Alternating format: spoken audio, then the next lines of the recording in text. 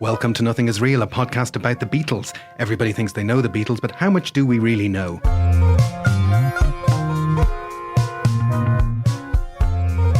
My name is Jason Carty. My name's Stephen Cockcroft. And we are live on tape from Dublin. This time around, we are going to talk about songs that feature the Beatles, but not as players or performers. These are songs that feature the Beatles as an inspiration, as a topic, songs where the Beatles play a part in what the song is about. So it's a bit of a wide-ranging topic, and it covers a lot of different bases. But Stephen, you know, it kind of lends itself to the cultural phenomenon that was the Beatles, doesn't it? It does. I mean, I think they have had such an influence right across the musical sphere, TV, media, and it really, that cultural impact dates almost from day one. And here we are, sort of 50, 60 years later, still people are writing songs and making films about the Beatles. Absolutely. Okay, well, if we do go back to the start, you know, when the Beatles started, rock music was still, a young genre. I think the Beatles might have been seen as a novelty. So the first songs that we kind of hit upon are novelties themselves, aren't they? Yes, so this is a whole sort of genre in itself. And I mean, we don't, I suppose, have novelty songs now. I know you're a Weird Al Yankovic fan. He's a law unto himself. He's a law unto himself. But back in the late 50s, early 60s, these kind of novelty songs were quite the thing. George Martin was, as a producer, was involved in some of these with the Goons and Bernard Cribbins and that type of thing.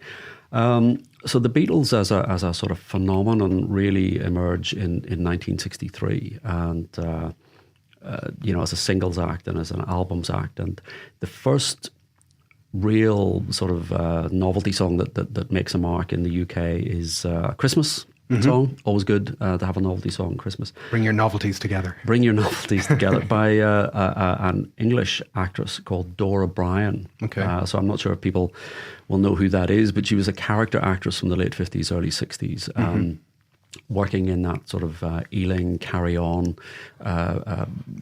genre of film. So she was approached by her record company saying, we'd like you to do a song, we'd like you to do something about the Beatles. So she came up with the song All I Want for Christmas is a Beatle. Yes. And now this was Christmas 1963. So already by Christmas 1963, they are sufficiently famous. They are a sufficiently well-known brand that people can write songs about them, can write parody songs about them, and it was a hit. Yeah, Christmas 63. You have British Beatlemania, as Billy Joel might say, but you haven't had American Beatlemania yet. So, but they are a huge cultural currency in the UK by Christmas 63. They are, and to say this is a hit. Yeah. She appeared on Top of the Pops. I think it was Melody Maker said it is the best bad record of 1963. Okay, high praise. High praise. The Beatles liked it. Okay. McCartney said, at the time, yeah, it's great, we like it. And if you listen to the Christmas records, the fan club records, they actually sing a little snippet. Oh, right, I hadn't twigged that. That's on the, which, 63 or 64? I think, 64. Right, very good. And then when you tip into 64, we get into the North American kind of tribute records. Yeah. So, they've had their first hit there. They appeared on the Ed Sullivan Show. There are various songs. There's a lot of them. There's a lot. I mean, there are a lot. Couldn't possibly go through them all. But one of the most interesting ones is by Harry Nilsson. And lots of Beatles connections there later on in his career and in the Beatles' career. We have penciled in a Harry Nilsson podcast for some point in the future, because if you're a Beatles fan, you tend to be a Harry Nilsson fan. So we will dedicate a whole show to Harry at some point. So this is a song that came out in 1964. It was called All for the Beatles, although it had an alternative title called Stand Up and Holler. Yes. The interesting thing about this is it was packaged with some 8mm film. So you bought the single, you got a little reel of 8mm film, which was taken from the early Carnegie Hall and Washington Coliseum concerts. And the idea was that you could sync up, if you had the technology, the film and the record. The record itself is a sort of Bo Diddley, so it actually sounds more like the Stones than A Beatles the Beatles. So it's not a Beatles pastiche or a Beatles parody. It's a sort of British invasion reference. Wasn't a hit. I can't imagine anyone really had the technology to do those things. So it was a novelty in the truest sense. I do believe some modern day scientists have put it up on YouTube. It is on YouTube. But if you find one of these, worth picking up. How much? Well, I don't know off the top of my head, but I think on eBay they were going for $300 or $400. That was a while ago. Okay, fair enough. So worth having. Did any of these songs break through? Any of these novelty Beatles songs at the time? One of the songs that did sort of break through was a song called "We Love You Beatles" by the Carefrees, which was "We love you Beatles, oh yes we do," which became a chant. Okay. Only in America, so you don't get that from the Beatles. But if you listen to the crowd scenes outside their hotels and them landing at airports, this is a chant that was taken up. So which came first, the chant or the song? No, I think the song. I think the song came first. It got to number 39 on the Billboard charts. Okay. Didn't chart in the UK. And as I say, this became, it incorporated little bits of vocal refrains from She Loves You. Yes. But this became the American fans' go-to song. Okay. And there was a Ringo chant as well, wasn't there? There was a Ringo chant, a Ringo song. This is Ringo for President. Okay.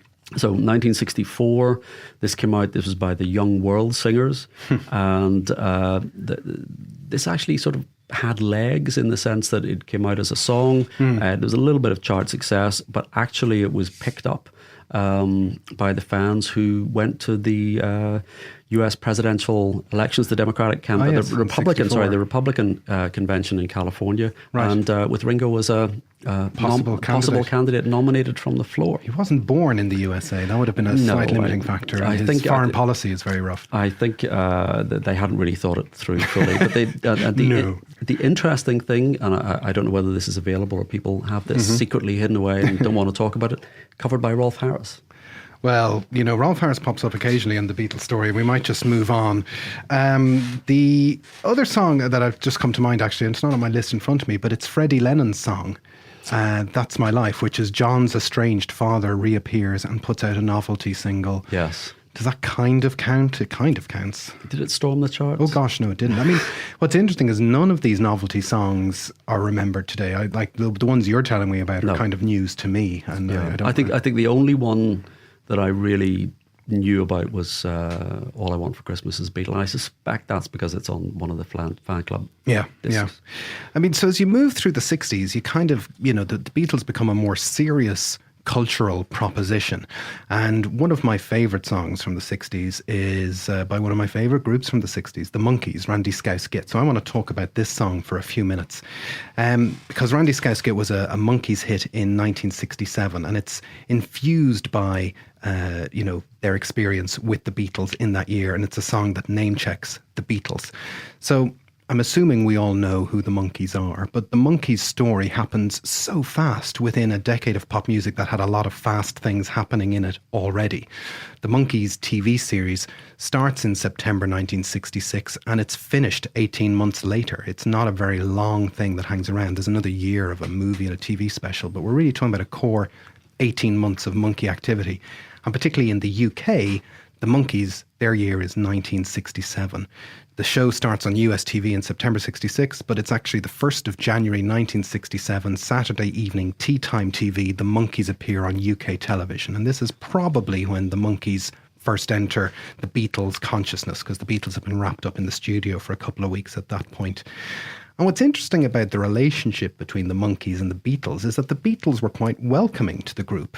We don't really have any sense about how the Beatles got on with the Kinks or Herman's Hermits or any of that kind of stuff, but we have a lot of evidence that the Beatles were very welcoming to the Monkees once they landed. I think they realised that they were simultaneously not a threat, but they had their own characteristics. John Lennon compared them to the Marx Brothers.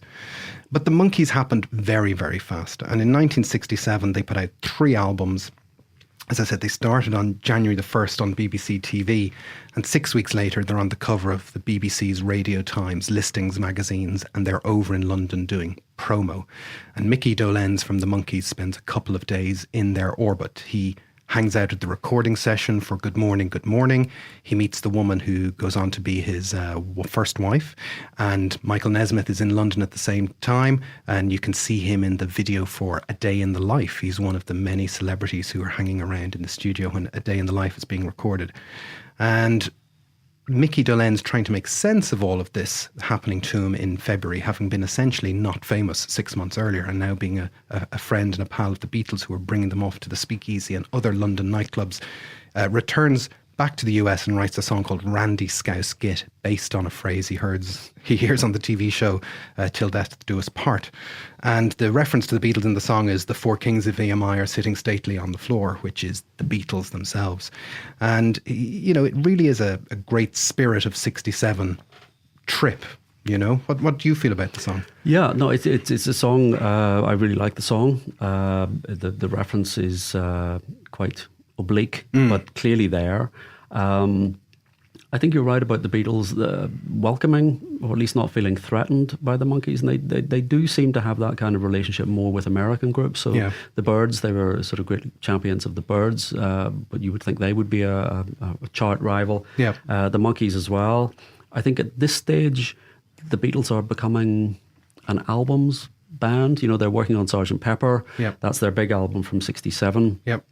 The Monkees are very much a sort of teen phenomenon. Mm-hmm. My take on Pepper is really always that's the high watermark of the Beatles' sort of cross-generational appeal up to that point. You know, the mums, the dads, the kids, the grannies, everybody. There's something there for the Beatles. After Strawberry Fields, Sgt. Pepper, the Beatles are starting to get a little bit odd. It was the timing of the Monkees is fascinating, because they didn't know the Beatles were going to go this way, and they didn't realise that 8-year-olds were going to want something new. But that's just happened to be where they went. This is it. I mean, the Beatles' output is they're bringing their audience with them. Yeah. But they're not bringing the 8 and 10-year-olds. Yes. So I think we've mentioned before, 4 number one albums in 1967: the Sgt. Pepper, Val Doonigan, the Monkees, more of the Monkees. Yeah, and 1967 is such a fast year. The Monkees put out 3 albums in '67. More of the Monkees, Headquarters and Pisces, Capricorn, Aquarius and Jones. And if you look at those 3 album covers in a row, they basically tell you the story of 1967. You go from clean-cut pop stars through to, you know, mismatched, misdressed pop stars sticking their tongue out, and then the last one is kind of this airy-fairy drug cartoon-looking cover. Mickey Dolenz takes this trip to London in February. He records the song with the 3 other Monkees and their producer Chip Douglas in March, and it's a top 10 single in the UK under the name Alternate Title, because you couldn't have Randy in a Scouse title, by May. So things were moving very, very fast. They played Wembley that summer, but by the following Easter 68, Monkey Mania is kind of over in England. You know, the TV show goes off the air, and it's such a fast happening. One other Beatles connection that's worth noting between the Monkees and the Beatles was that in their final ever episode of the Monkees, which is an episode called The Frodescaper, Mickey Dolenz directs the episode, and it opens with a record playing Good Morning, Good Morning off Sgt. Pepper, a very rare occurrence of a Beatles song being in a television show. And it's a reference to Mickey Dolenz being in the studio when he heard Good Morning, Good Morning being recorded. And there's some other nods to the Beatles within that episode itself. So a nice kind of reminiscence, or a nice kind of time capsule of a very specific time in 1967.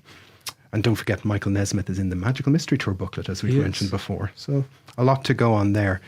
You then talk about in 1968, we kind of get into Two Virgins territory, and there's some music that is made in response to that. Yes, so Two Virgins is the first solo album that John and Yoko make. I'm not sure how many people will have listened to it all the way through. I think I've listened to it all the way through once. That's one more time than me, possibly. It's famous for its cover. It's famous for its cover. It's 15, 16 minutes of nonsense, but the cover is a full frontal picture of John and Yoko, so much so that... And the rear cover is a rear frontal.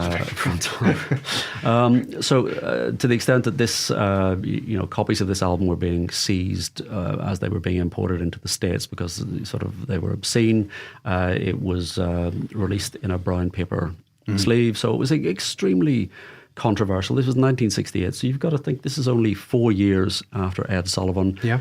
Suddenly, John's letting it all hang out on an album cover.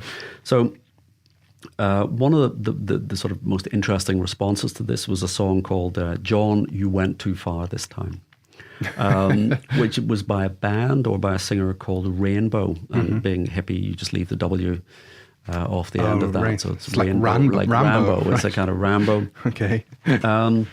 But the interesting thing is, this is a terrible song, by the way.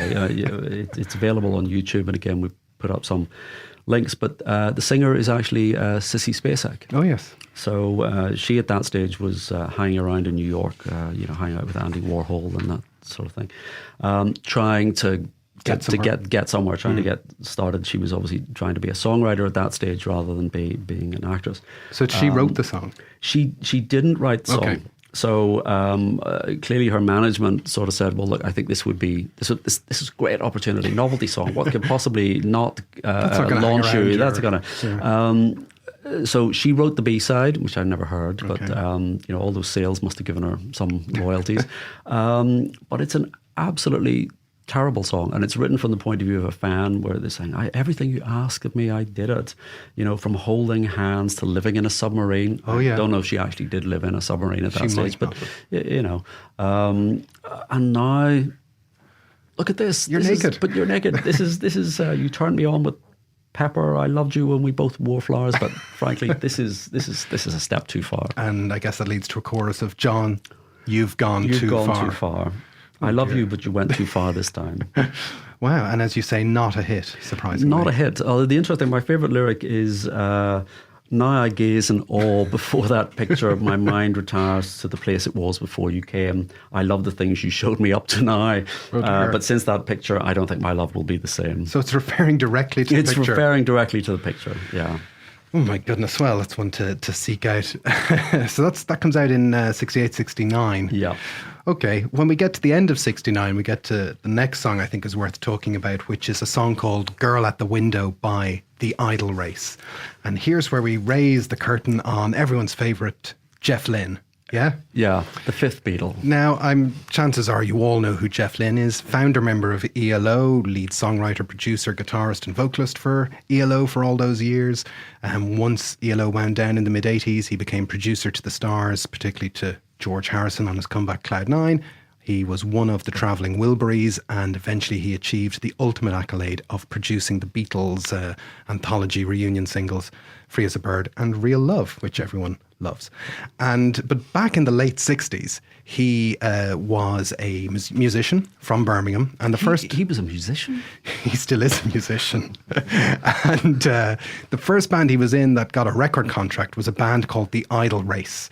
And The Idle Race made 2 albums with Jeff in the band. The first album was called The Birthday Party in 1968, and is kind of a nice, kind of whimsical, psychedelic, songs about roundabouts and skeletons and all the rest on it.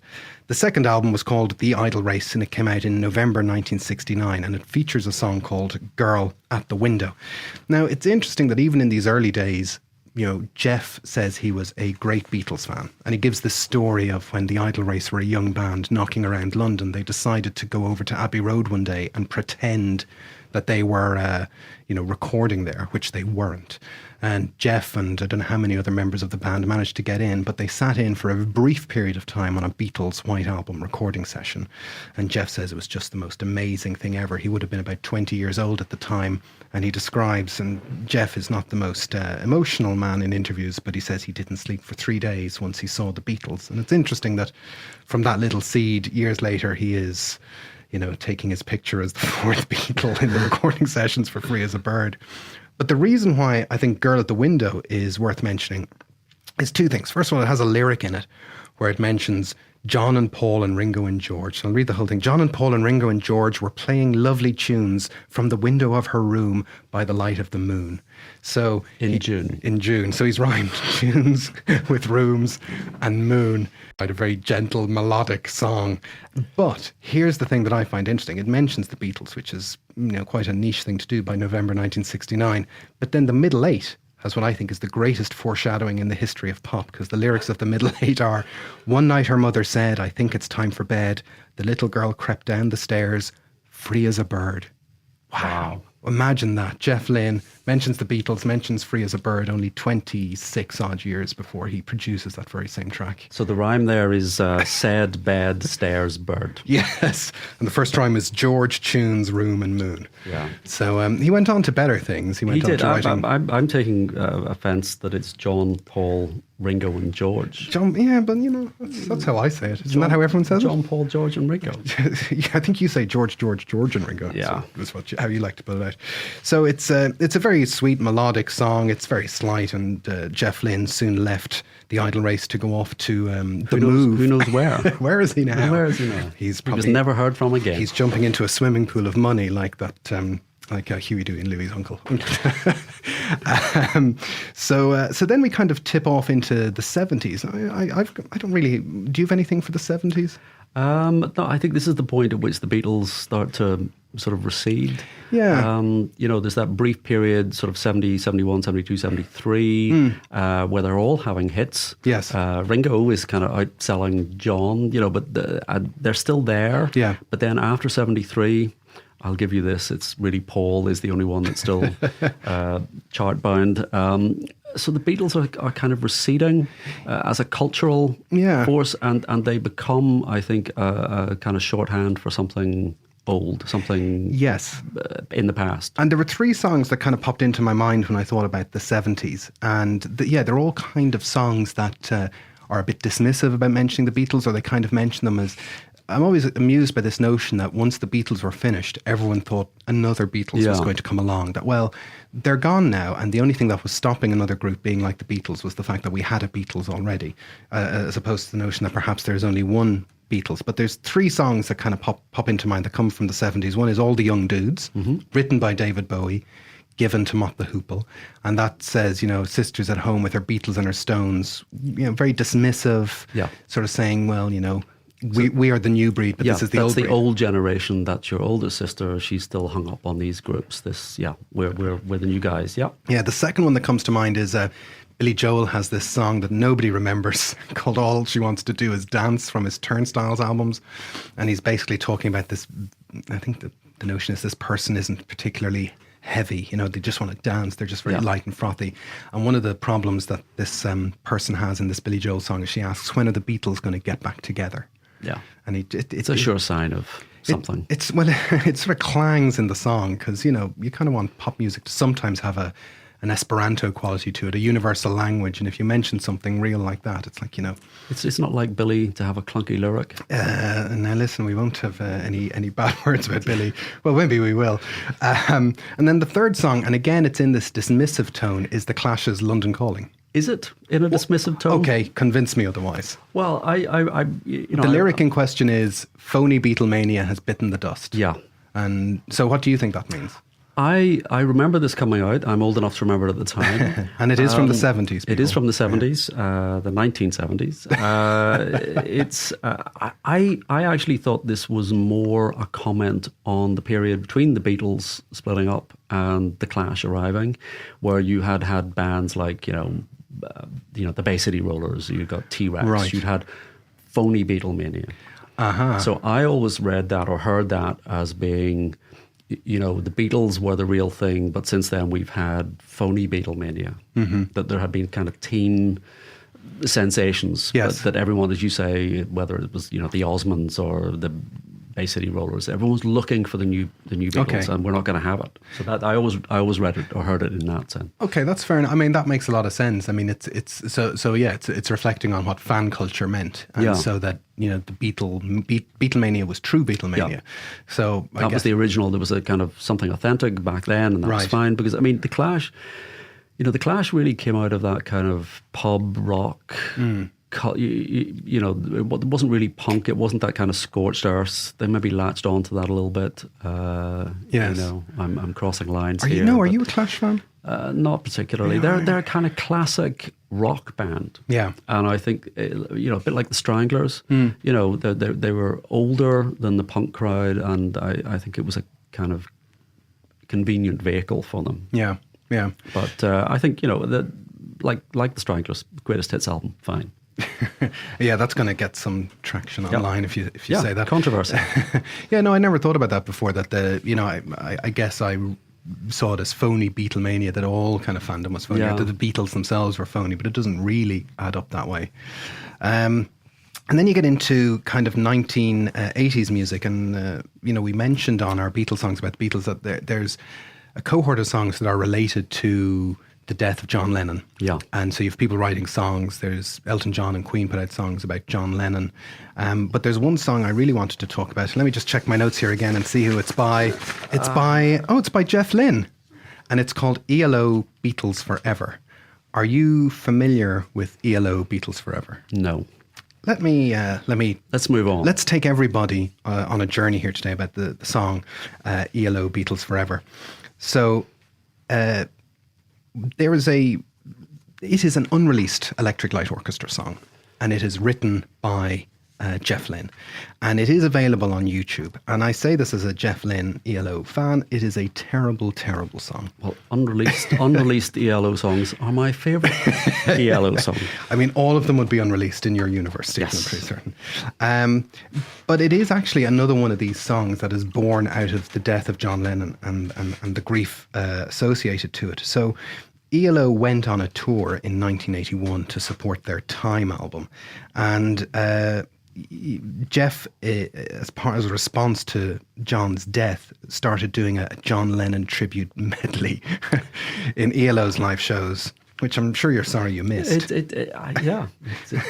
So the songs he would do is he would do Imagine, Nowhere Man, Across the Universe, and A Day in the Life, which would... it really sounds too good to be true. 7 or 8 minute medley, which would start, very solemnly on a piano, and then there'd be synths and there'd be segues, and you could argue that it might not be a million miles away from what a 1981 John Lennon concert might have sounded like. Is this available somewhere? It is available on YouTube. There are bootlegs that are up on YouTube for it, and you can actually hear on the bootlegs, because they're kind of audience recordings, when it starts with the Imagine chords, everyone goes, oh, and, at the end of it, the audience are, clapping their appreciation. Those of the audience who aren't at the bar. who are still in the building. Yeah. But it's, I think what Jeff Lynne was trying to do at the time was trying to figure out, what ELO's next trick would be. They'd had this big success, and he kind of came off the Time tour. I don't think he wanted to tour anymore. He wanted to try and get out of his record contract. He wanted to kind of get out of the band. And so in 1982, he starts working on a double album, which he feels will get him out of his record contract, a double album called Secret Messages. And one of the songs that he puts down is this song, Beatles Forever. Now, Beatles Forever, Jeff tends to write songs about the weather, and he tends to write songs about women, evil women and sweet-talking women and all that kind of stuff.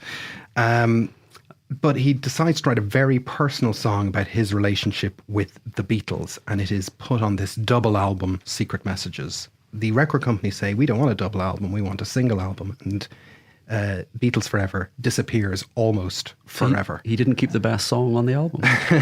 No, he did not. But what is interesting is that, it's interesting if you're me, is that in 2018, they re-released a double album version of Secret Messages. And finally, the song gets the one song that they leave off is Beatles Forever, because even Jeff, given his subsequent Beatles association, must feel that it's not worth unleashing on the world. Or else he just feels we're not worthy of... we just couldn't handle the truth. We couldn't handle the truth, man. So, yeah, I mean, Jeff normally writes, kind of, in metaphors and kind of, again, this kind of pop Esperanto. So for him to try and write something... clear-headed, it's quite gauche. The lyrics go, there's something about a Beatles song that lives forevermore, the beauty of the harmonies, the sound of the Fab Four. All their music will live on and on. John and Paul and George and Ringo, they really taught the world to sing. That's how the song opens. Taught the world to sing. They taught the world to sing.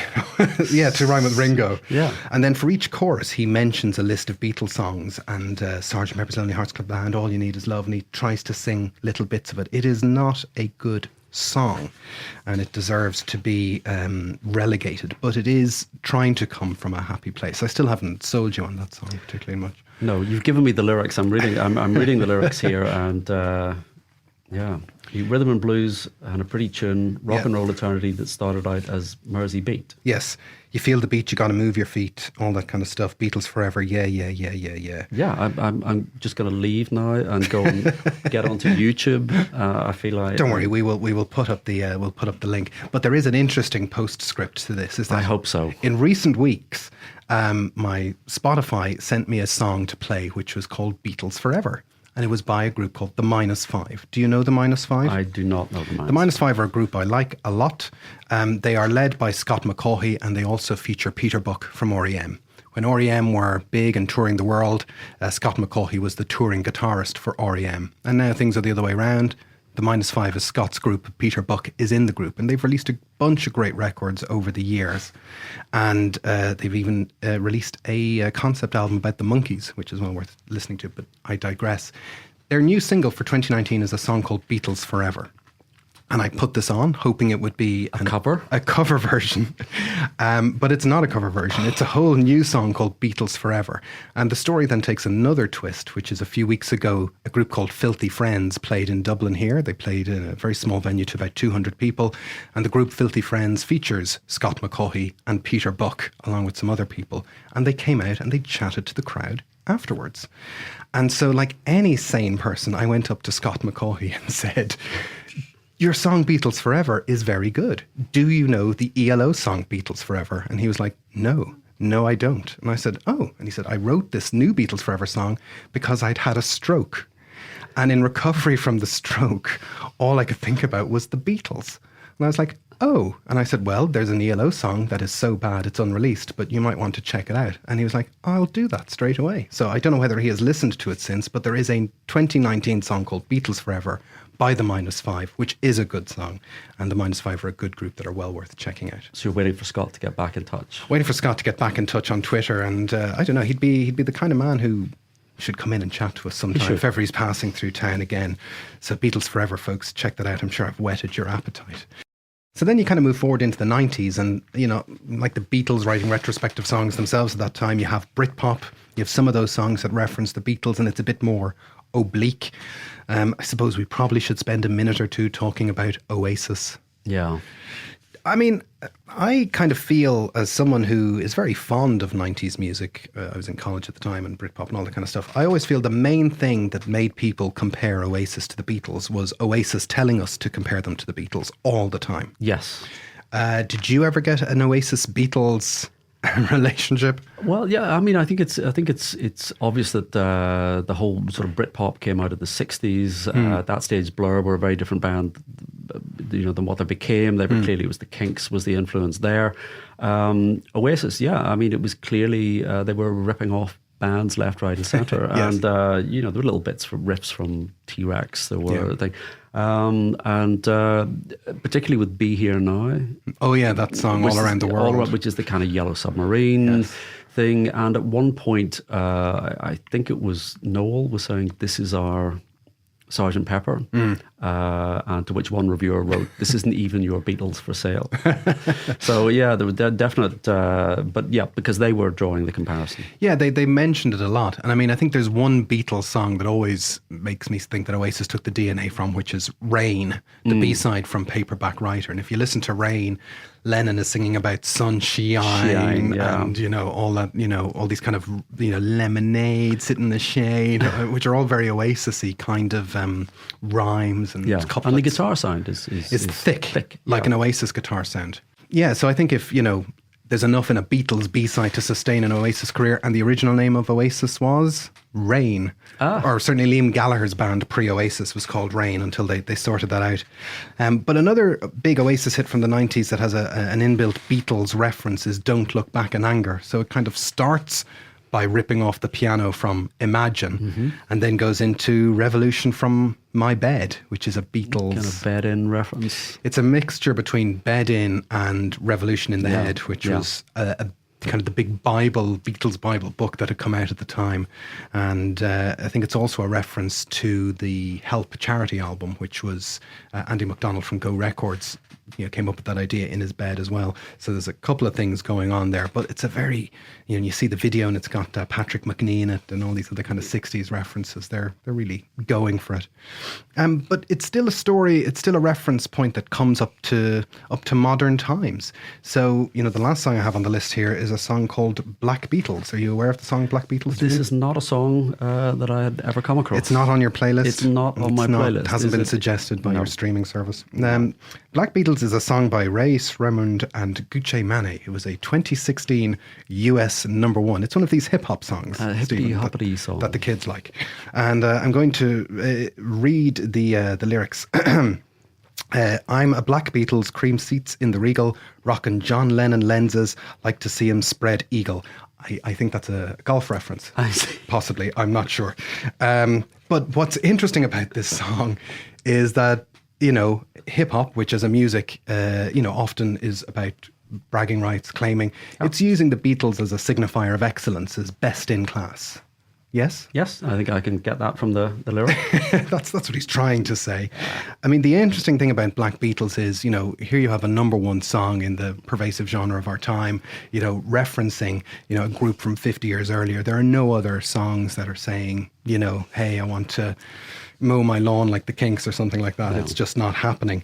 The interesting spin-off from the Black Beatles single was this thing called the Mannequin Challenge. And the Mannequin Challenge was a viral video that happened at the time. So Black Beatles had its own video, but there were some college students a couple of weeks and months after the song had become a hit who recorded this viral video of them all standing stock still while the Black Beatles song played in the background. And it became this viral video game of who could make the longest, most intricate video of people standing still, almost like a scene from The Matrix where a camera would move around. And who eventually ended up making one of these Mannequin Challenge videos? Jeff Lynne. You wish. None other than Paul McCartney, who never won. That was my second guess. Never won to miss an opportunity to prove his pop credentials. His pop credentials with the kids. Paul made one of these Mannequin Challenge videos in his own MPL offices in Soho Square. So he's literally just standing stock still and the camera's moving around him and, he knows what he's doing. It's a very short thing, but it's still quite a thing that... Do you think one of his assistants came to him and said, Paul, this is a thing? Well, there's no doubting his antenna for this kind of stuff. What stuff is guff? What stuff isn't guff? When he should do this kind of thing? When I should sue? Yeah, when's the right time to do a carpool karaoke? When's not? He does still have the smarts for doing the things that matter. So yeah, we can put up a post to Paul McCartney doing the Mannequin Challenge along to the Black Beatles. And there's one other song that I noticed recently from the Beyonce and Jay-Z album. There's a song, pardon my French, called Ape Shit, which is a very good song. And Jay-Z is even rapping about how he... I'm going to change some of the lyrics here. Last night was a flippin' zoo, stage diving in a pool of people, ran through Liverpool like a flippin' Beatle. Have you ever seen the crowd going apeshit?